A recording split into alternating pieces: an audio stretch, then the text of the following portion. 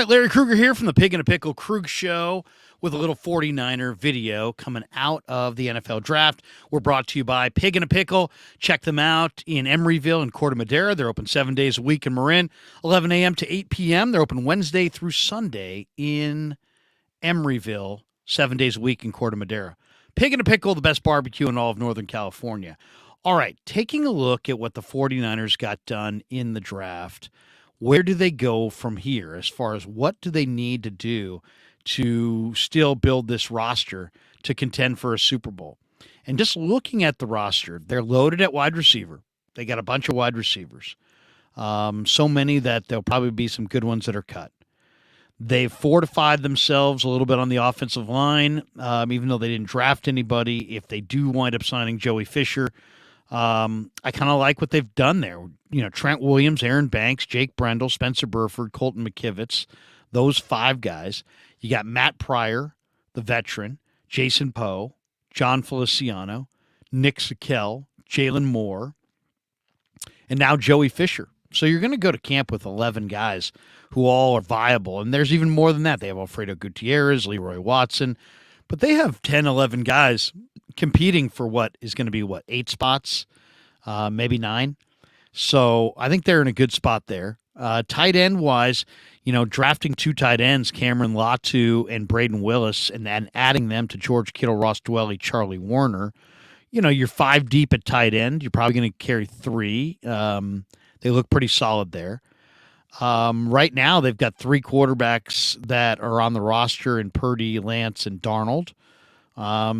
You can't keep 4, and you're not going to expose anybody to waivers. So, they'll probably pick up a 4th quarterback, but I don't expect it to be a quarterback of note. And then in the offensive backfield, you got Juszczyk. You brought in Braden Willis, who could be, the backup there. Jack Coletto from Oregon State could wind up being the backup to Juszczyk as well. And then you got Christian McCaffrey, you got Elijah Mitchell, you got Jordan Mason, you got Ty Davis Price. So you're pretty set at running back. They brought in this kid Awatt from UTEP if he winds up making the team, or at least going to camp. They got pretty good depth there. They also have a couple other undrafted free agent running backs they're going to look at. So they're pretty good on the offense. They're pretty good on special teams now. They drafted Jake Moody. They've added some bodies in the secondary, adding Miles Hartsfield and Isaiah Oliver and Jair Brown to their secondary, and Darrell Luter. So you've added four bodies to your secondary. You added a couple linebackers, D. Winters and Jalen Graham. You already were really deep at linebacker with Greenlaw and Warner, Flanagan Fowles, Curtis Robinson, Oren Burks, Marcelino McCrary Ball. So they're really deep with at linebacker. So what is left to do? And to me, the thing that is just screaming is that the 49ers, by restructuring Christian McCaffrey's contract, are around $11 million under the cap after the draft. And they're going to do something, I think, with that cash. And if you made me guess, I would say they're going to make a veteran signing of some kind, probably off the edge, probably post May 2nd. May 2nd, what's the importance of that date? That's the date when everybody that's signed as a free agent after May 2nd does not count in the whole equation for compensatory picks. There's that formula that you're awarded compensatory picks. And the 49ers have done an incredible job at being incredibly disciplined about who to sign, when to sign them, and making sure they're in a positive area when it comes to the formula for compensatory selections in the draft. And so they're always figuring out a way to get these extra picks. But look at the free agent market and look at the amount of money that the 49ers have, and look who's still out there. Right now, the 49ers on the defensive end have Nick Bosa, and who's going to start? Cleveland Farrell? Possibly. Doesn't excite me. Kerry Hyder? I don't think so. Drake Jackson might be, a great candidate, but he was inactive 4 or 5 times down the stretch last year. Austin Bryant from the Lions is a nice player, but really, is he your starter opposite Nick Bosa? Probably not. Robert Beal is a speedy guy from Georgia with a lot of athleticism, but he's a rookie. and a rookie that didn't have an incredible collegiate career. You have Alex Barrett, who's on the practice squad. But do you see what I'm saying? If there's one spot on this team that you really need to upgrade before week one, it's the edge rusher spot. So what are they going to do? Now, are they going to wind up trading for a Montez Sweat or Chase Young, somebody like that? That would be great. But that would probably include moving draft capital from the 2024 draft next year. But if you do look at the free agent market, look at some of the names that are out there on the edge. Leonard Floyd, the former Ram, he's 30. In a lot of ways, Leonard Floyd might be the final piece to the puzzle for the 49ers. But he's not the only one who's out there. Frank Clark, the ex-Kansas City Chief, he's a free agent. He's only 29. Robert Quinn, 1 year removed from an 18-sack season. Didn't play much in Philly at the end of the year. He's 32, veteran pass rusher. He's available. He would help them dramatically. Yannick Ngakoue. Ngakoue's only 28, played for the Colts last year. Are the Niners interested in Ngakoue? If you look at his career production, he has been enormously consistent throughout his career. He sacks the quarterback. He does it consistently every year. To me, that would be a phenomenal addition. Jadeveon Clowney's only 30, played in Cleveland, has floated around the last couple of years. He would help their outside pass rush. Marcus Golden, 32 years of age, former Arizona Cardinal, former New York Giant. This guy's been roasting the Niners for years, coming off the edge in Arizona. Maybe you give him a look. And there's others. Melvin Ingram from Miami. He played at Miami last year.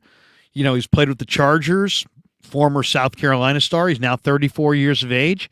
He can still hunt quarterbacks. He's out there. If you like the older players, Justin Houston played last year with the Ravens. He's 34. He could help them quite a bit. Carlos Dunlap is out there. He's 34, played with Kansas City last year. So there's a number of options. Anthony Barr played with Dallas, really good edge rusher. You could go for him. Jason Pierre-Paul. It wasn't that long ago that Pierre-Paul was an elite defensive end. He's now 34, played this year with Baltimore, probably is going to have to play in a rotation, but he's an interesting guy. Jannard Avery's out there. Jannard Avery had a huge day against Mike McGlinchey a few years ago when the Niners and Eagles hooked up in a primetime game, and Avery coming off the edge is no picnic. So there's options there. And when I look at what they have right now, I like their draft. I like their offseason. But they let Ebukam walk away, Jordan Willis walk away, Charles Omenihu walk away. They lost almost 700 snaps on their defensive end position. They bring in Cleveland Farrell, who's got like 10 sacks in 4 seasons.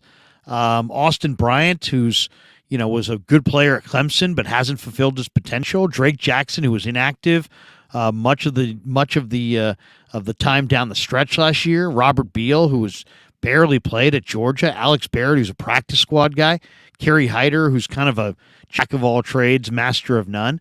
They need a veteran edge impact guy, and they need that player in free agency. So what's my big takeaway from the 49ers draft? I think overall it's a pretty solid draft. I think they, replenished their roster in a number of areas, but it's pretty obvious that they have cap room and that there's a bunch of veteran edge rushers that are sitting out there.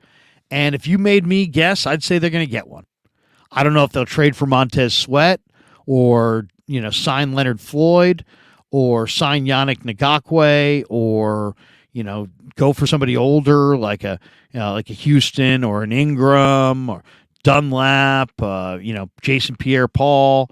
But I definitely think that they're going to take some of that cap room and earmark it for a veteran edge rusher. Now, Frank Clark's had problems off the field. Robert Quinn, for whatever reason, Philadelphia didn't really believe in him last year.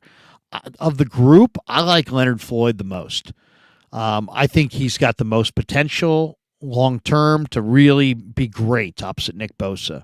Clowney I like, but I don't really think of him as an edge rusher as much as almost like a delayed blitzer. Ngakoue is nice, but how well does he play the run?